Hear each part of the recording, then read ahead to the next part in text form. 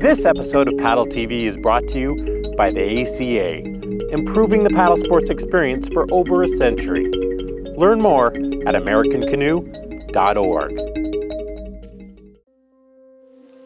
One of the greatest things about kayak touring is that it can be a remarkably safe and user-friendly activity. But it's important to understand that when things do go wrong, the fact that you're on the water means that situations can become very serious very fast. This is why it's so important that you understand the risks and hazards involved with paddling, and that you assume a conservative and safety-conscious attitude when making decisions on the water.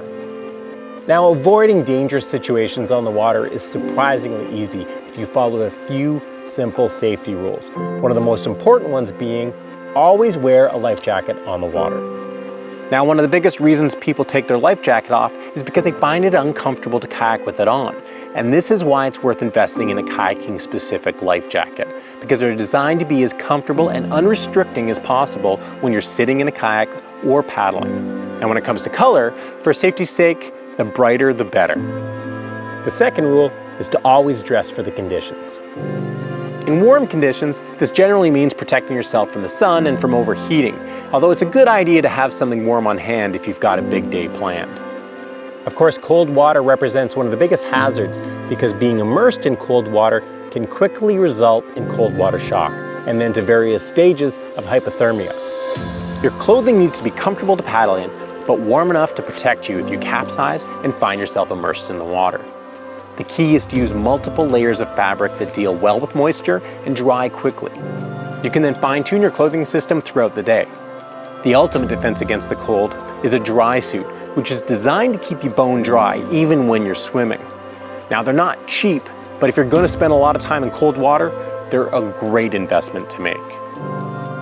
The third rule of kayak touring safety is to understand and accept the fact that your group is only as strong as your weakest paddler, and this can put some real restrictions on where you go.